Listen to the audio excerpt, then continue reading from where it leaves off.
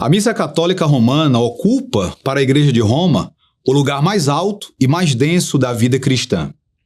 A missa não é apenas um momento litúrgico entre outros. Ela é o centro, o coração pulsante de toda a eclesiologia católica.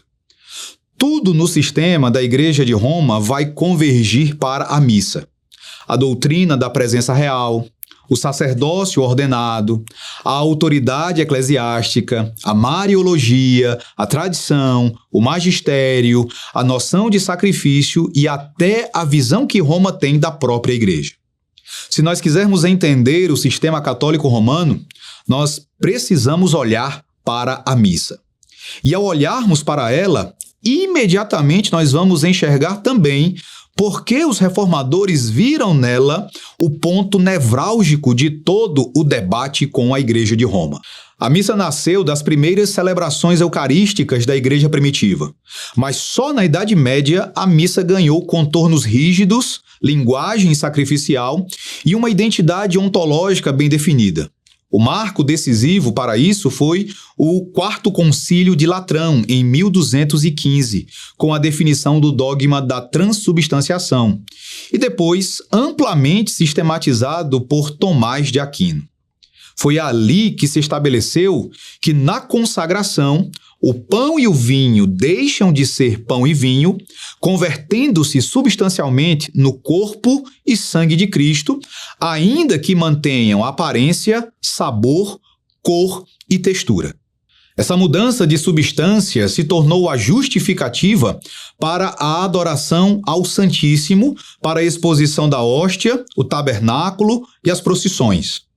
É uma doutrina que redefine o culto e reorganiza a prática cristã ao redor da presença local de Cristo nas espécies. E o ponto central aqui é a ideia de sacrifício. A Igreja de Roma vai dizer que a missa não é um novo sacrifício de Cristo, mas o mesmo sacrifício da cruz tornado presente de modo incruento. Contudo, é um sacrifício oferecido.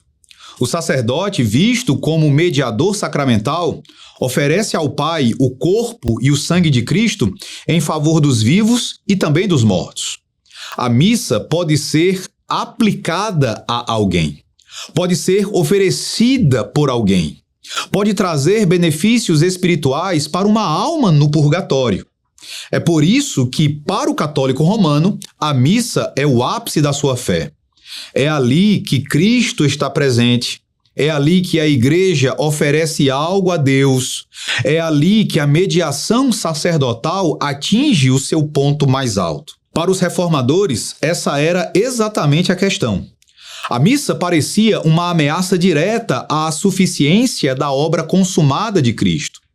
A Epístola aos Hebreus proclama repetidas vezes que Cristo foi oferecido uma só vez e para sempre, que o seu sacrifício não pode ser repetido, nem atualizado, renovado ou tornado presente por mediação humana. Cristo não está sendo oferecido novamente na Eucaristia. Cristo já ofereceu tudo na cruz do Calvário. É por isso que Lutero enxerga na missa o ápice da lógica das obras, algo que o homem oferece a Deus quando a Escritura diz que Deus oferece Cristo ao homem.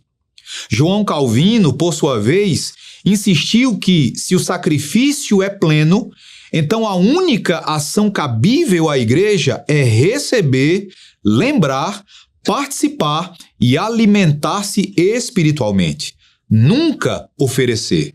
Há também a questão do sacerdócio.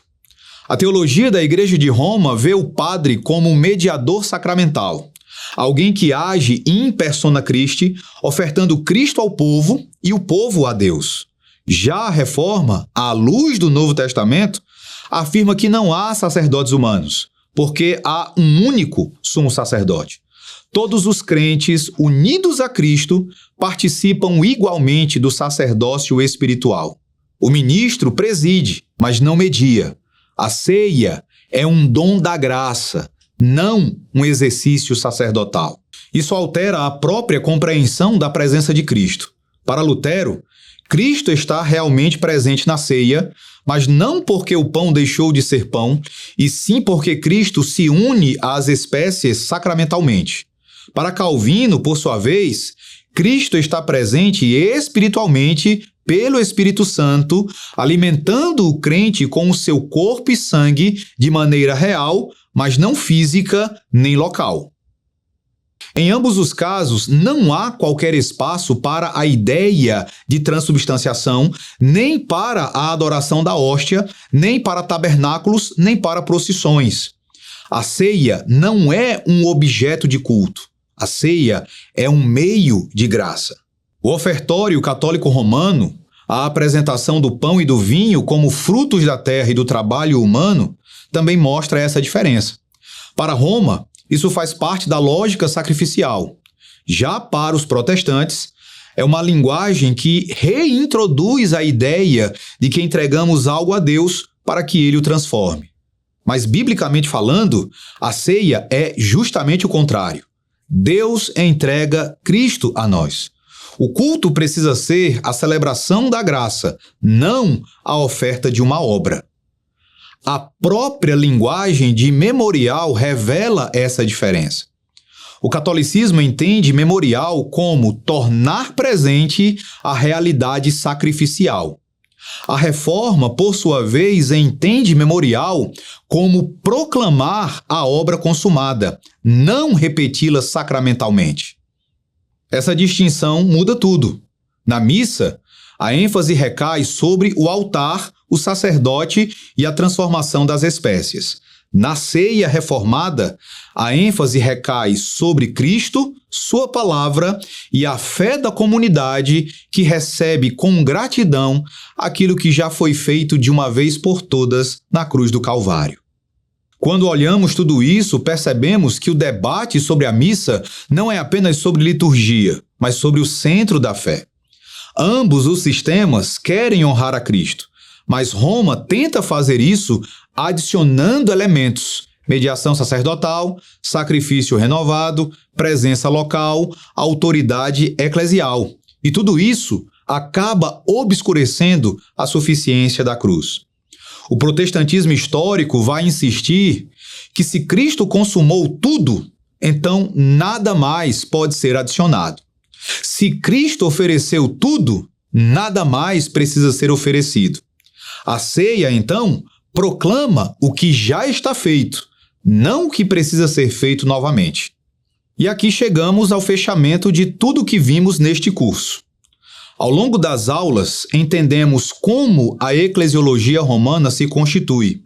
A mariologia dando forma maternal à igreja, o papado concedendo-lhe autoridade absoluta, a tradição amparando a doutrina, o magistério definindo o que é crido e a missa sintetizando a vida de salvação sacramentalizada. A estrutura é coerente consigo mesma, mas profundamente diferente da Escritura Sagrada. Então a Reforma nos chama de volta à palavra como norma final. A Reforma nos chama de volta à obra consumada de Cristo como centro absoluto. Ela nos chama de volta à compreensão de que a Igreja não cria mediação, mas a recebe. A Igreja não renova sacrifício, a Igreja apenas o proclama. A Igreja não dá prolongação à cruz, a Igreja vive à sombra da cruz. O eco final das Escrituras é simples e é daqui que nasce a nossa esperança. Cristo fez tudo. Cristo consumou tudo. Cristo ofereceu tudo. Nada do que fazemos substitui, completa ou repete o que Cristo realizou. A Igreja vive do que recebeu, não do que produz. Ela vive do que Cristo ofereceu, não do que ela oferece. A Igreja vive da graça, não do altar. E é assim que encerramos, olhando para Cristo, não para o Padre, não para o altar, não para a hóstia, não para a instituição. Mas olhamos para o Cordeiro, que foi morto uma vez por todas e cuja obra jamais será ultrapassada. Que a Igreja, então, viva da cruz, Que a igreja celebre a graça e se alegre na suficiência daquele que disse: está consumado.